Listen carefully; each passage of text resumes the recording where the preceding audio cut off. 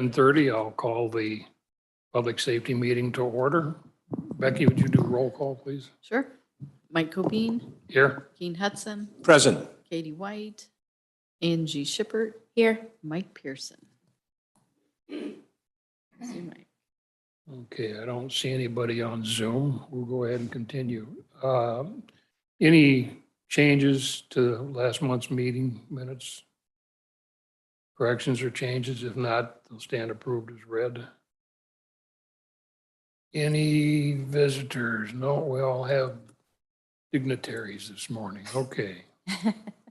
Animal control is not here. Not on Zoom. Circuit clerk. Mr. Copine, Yes, ma'am. I am a visitor. So technically, she doesn't report to this committee, so technically she would be a visitor as much as she's also an employee. You took your title away. I didn't. Okay, I'm sorry, Alice. Go ahead. That's okay. Good morning. I'm just here to discuss the Amboy, Illinois Solar One petition. As you're aware, it was tabled last month at the board meeting pending the report from SHPO.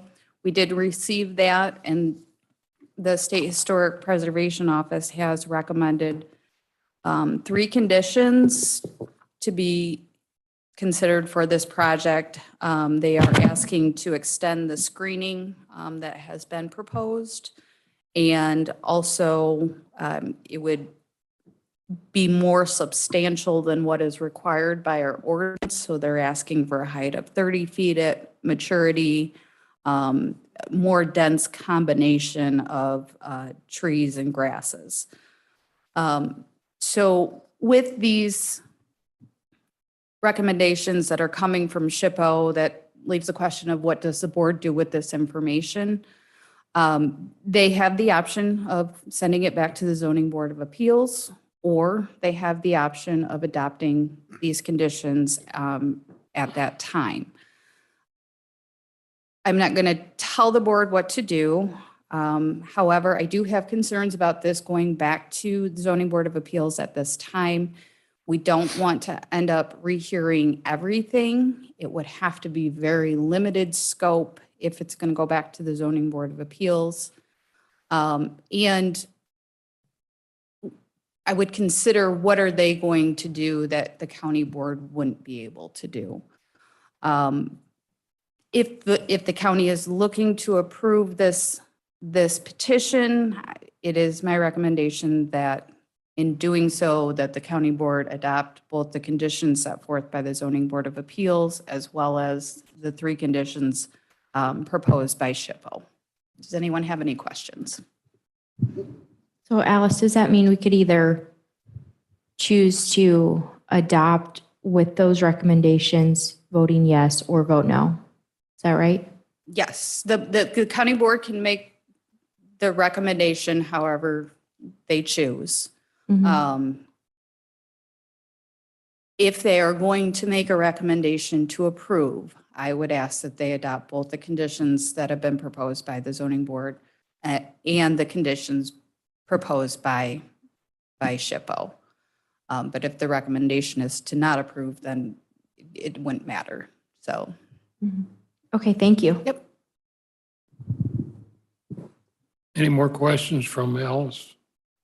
Thank you, Alice. Appreciate it. My apology for overlooking. Okay, Circuit Clerk, Amy. Good morning. Good morning. So in your packet, I believe is attached just my office report. And I wanted to let you all know that I've reached out to 3 different vendors to request an on-site demonstration for a new case management system. We're hoping to get those done in the next couple of months. I did hear back Friday from one of them. We're looking to schedule that in October. We're looking at October 17th. I reached out to the other department heads to see if they wanted to, sit in on that. So that was the best date for other offices as well. Also, I wanted to bring to your attention that we've had weekly meetings with the chief judge to discuss the Pretrial Fairness Act and a plan going forward for weekend court. We're in the beginning stages. We're just discussing flow charts on procedures. I know Charlie's office has put together a very nice thick packet that we're kind of following along. And there's quite a few new court forms that are in there that will probably be approved, maybe edited, changed down the road here, but soon. So also uniform citations for traffic and conservation, they will be changed as well. So that's that. I also, excuse me, in your packet, you should also have a memorandum of understanding signed by the Teamsters, and that's for a one-time wage increase of $5,000 for my chief deputy. This is based on her years of experience, her duties, comparable positions, as well as other offices within the county that provide this for their chief deputies. This will not reopen the contract, and it will only be in place as long as she is chief deputy and working full-time. So I'm not sure if you've reviewed that, but there's specific language in there that I just told you. Any further questions for Amy? And that's all I have. Thank you. Okay, we need to take action on that, Becky. And that, you want to do that now? Okay. Okay, I'd entertain a motion to move that to finance, correctly? And do you want to send it with a recommendation? No. Do you want to send it with a recommendation? Yes. Okay. I'd entertain a motion or recommendation that we pass this forward to Finance Committee. Okay. I move. I move. Mike Pearson seconds. Any Thank you. discuss- I'm Sorry. Thank you. Sorry. Any discussion at all?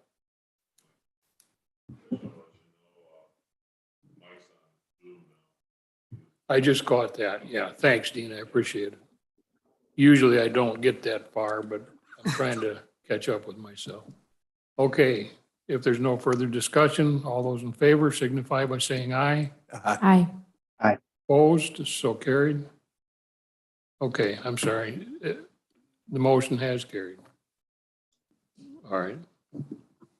I see Terry's on there as well now. Are we able to go Oh, back to yeah, animal Terry. control? All right. Morning, Terry. I'm sorry. I went by your report. Well, I'll jump back to you if you'd like to go over the issues there or leave them as in the notes. I'll leave it up to you. The quarterlies, you mean? Yes. Yeah, I didn't know. Does anybody have any questions on those this time? They're If not- pretty self-explanatory in the graph that she has available and everything. Yeah.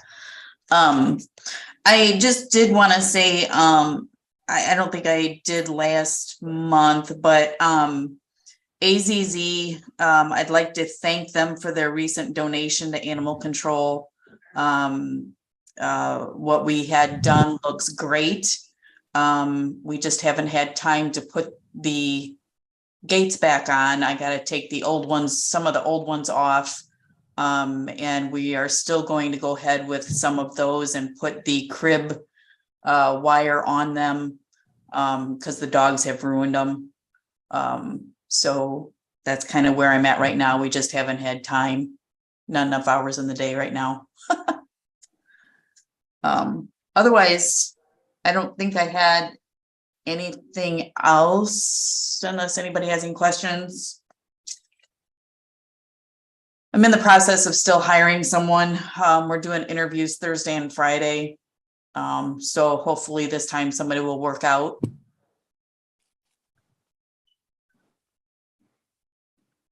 Okay, thanks, Terry, for providing that information for us and everything. And it'll be there for the county board meeting too, so. Thank you. Anything else from Terry? Amy, I kind of been bouncing back and forth like a ping pong ball. Do you have any further comments or anything? I do not. Thank you very much. All right, thank you. Okay, coroner, judges, public defender, nothing. Mr. Lally, Emergency Management Agency. Good morning. I do have a few documents from the 4-H fair, if anybody would like to review the process we used.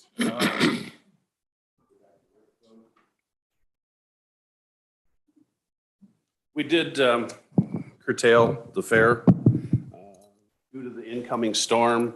We watched that for about 3 days ahead of time, see what's going to happen. We knew it was going to happen. We just don't know exactly what time. So as we continue to watch that, we did have an evacuation plan in place. When we activated that plan, we moved people out. It took us about 40 minutes to get the fair emptied of those people who would leave. And then the storm came in and it did do some damage at the fairgrounds. Throughout the county, we had about 8,000 people without power, and they were finally restored on Sunday about noon. So any questions about the fair? Or any comments about shutting that down, evacuating that, or anything? If you do, I'd like to answer those for you. Anybody have any questions for Kevin? And then a few of the other things that went on, we provided a light tower and cameras and a command trailer for the Petunia Festival. Actually, I flew the drone for the Reagan Run under the new law that we can't videotape, we can't take photos, but we can fly rooftops and check. I attended naturally numerous weather briefings with Davenport in Chicago. I was asked to come up to Freeport to assist for one day up there at Teddy Baker Days. We provided space for the US SBA, the Small Business Loan Administration. We had that storm that came through on March 31st, and people in the county that had damage were able to come in, talk to SBA, get very low interest rate loans to do their repairs. We participated in the FEMA Evaluated Reception Center out at Sauk. So if you're not familiar, if people leave Ogle County, they're coming to one of 3 places, and one of those 3 is Sauk Valley Community College to be screened and then sent off to other centers in the county as housing. Actually helped with an evacuation exercise at Polo Rehab. All these people are now must have these plans and exercise these plans. So I was able to help them. I attended a meeting with Motorola, the sheriff, on the STARCOM performance issues in the county.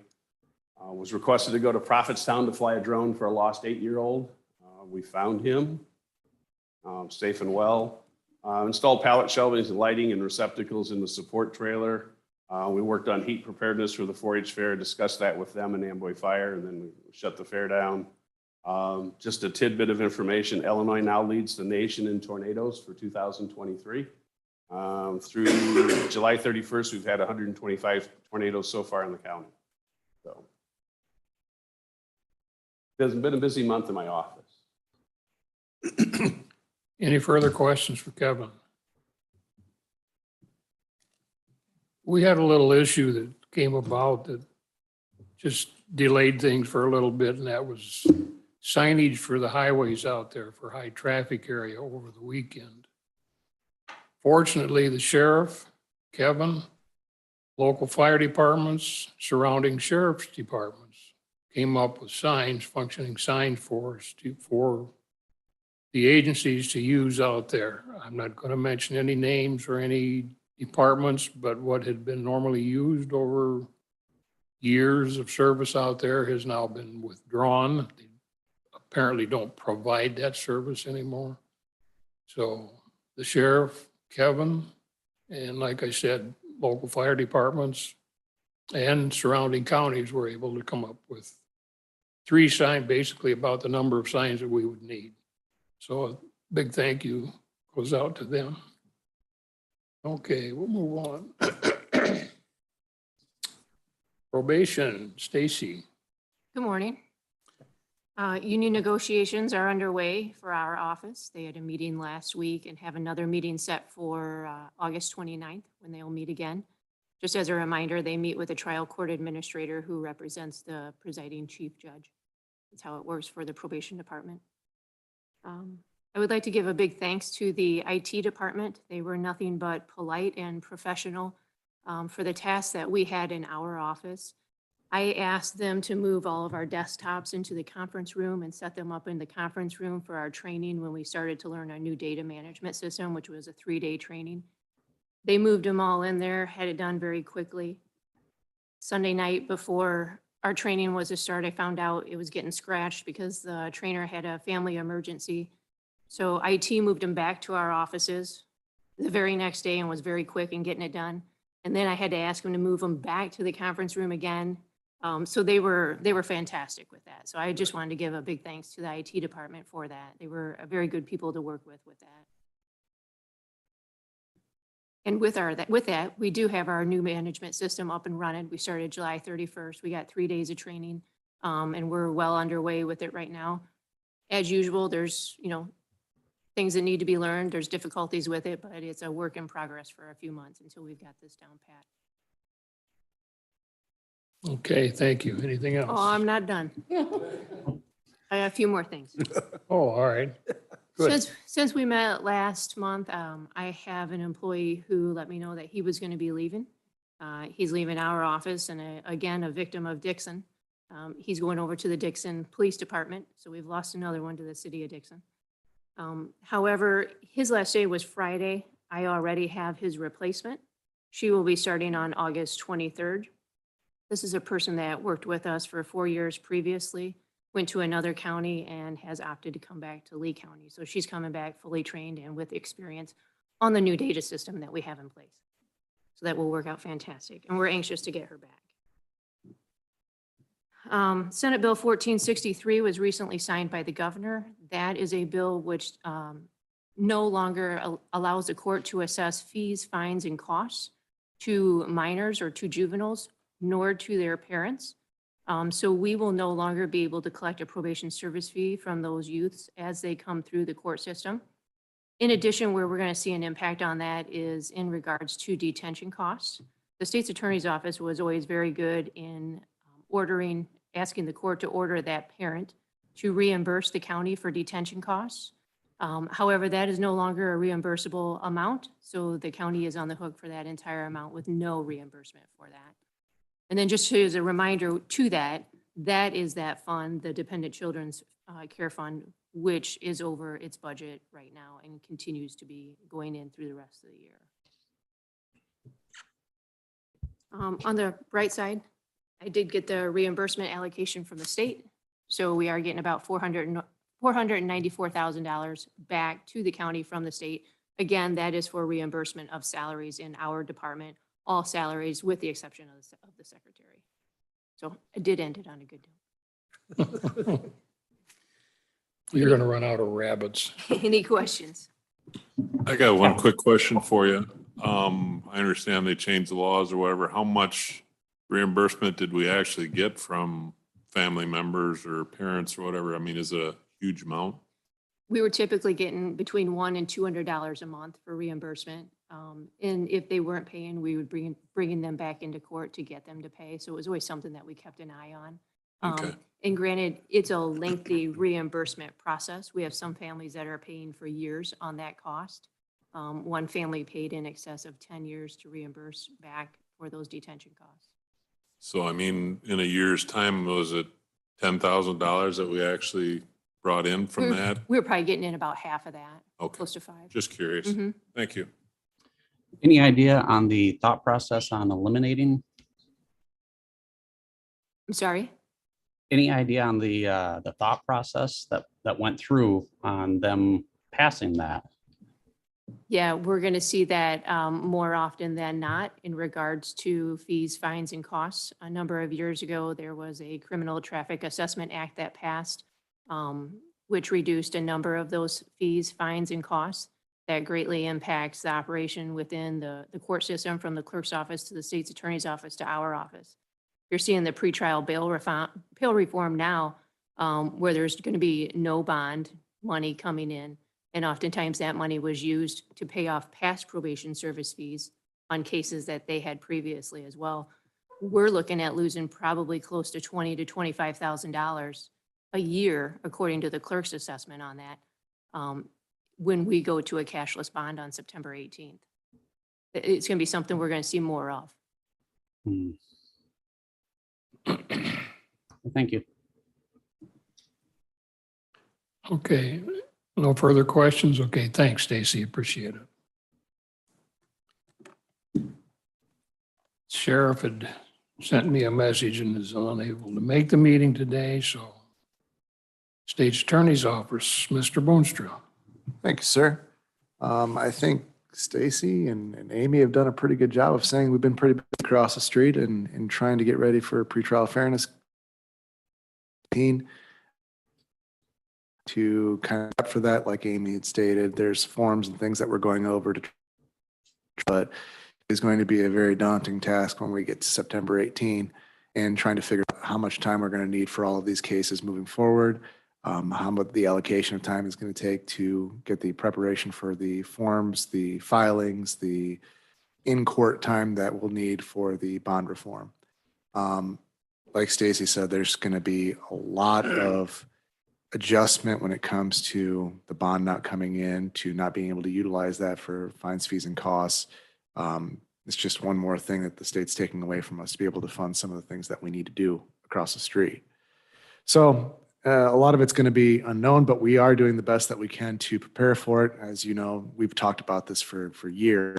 When they started passing this a couple years ago, we've been prepping for this for the better part of 18 months to 2 years. We didn't want it to come. We were hopeful that it wouldn't come, but then the Supreme Court decided that it was going to be coming. So we're doing what we can to adopt and to adapt to the situation. But it's the hand we've been dealt. Okay, any questions for Charlie? Okay, thank you, sir. Okay. Wendy, I'm going to pull you in here now and see if there's anything that you have that you'd like to bring up. Just one thing, the Tourism Focus Group has been working on developing a plan for the future of tourism services in Lee County now that the city of Dixon has withdrawn from our intergovernmental agreement, and the city of Dixon will now be taking their own revenue from the hotel motel tax. And so we're having to adapt to a lesser revenue stream for that and to determine what services we can provide to be able to utilize that lesser revenue stream. So on your agenda this month, hopefully will be an MOU with Discover Dixon. So the Tourism Focus Group has met a number of times with a number of different entities and individuals to determine the best path forward. And at this point, the recommendation coming out of the focus group is that we partner with and contract with Discover Dixon to provide those tourism services. So the memorandum of understanding or the agreement is being reviewed right now by both State's Attorney's Office and Discover Dixon's attorney and appropriate board members on both sides of the table. And hopefully we're going to have a final product to be able to present to the county board on Thursday next week. I'll take any questions on that. Otherwise, Mike, I don't have anything else. Okay, thank you. Anybody else have any questions? Okay, thank you. I'll comment on abandoned properties. The focus group is still in the makings of actions being taken on a couple of different locations. We have not added anything new other than we had as far as properties, we had a complaint come in from West Brooklyn Fire Department area of a gentleman relocated a bunch of trailers that have been acquired out of a local camping area. And they've been moved from one location to a different location. And that particular individual was stripping the inside of the trailers and burning the contents on some property over on Butler Hill Road. It since has apparently stopped. I took a drive over and took a look at it. And if you want to check the GIS, just take a little plane trip via GIS and look up the property on East Butler Hill Road in the area of Malugins Grove.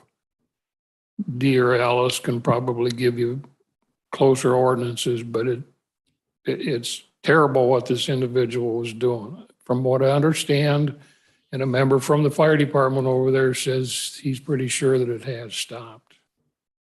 So other than that, I don't have anything else in reference to the abandoned properties or this particular issue. If anybody has any questions, I'll try and answer them for you. Okay, I have nothing scheduled for unfinished business nor new business unless somebody has something to bring up. Okay, nothing being said. Mr. Boonstra, anything for executive? No, sir. Okay.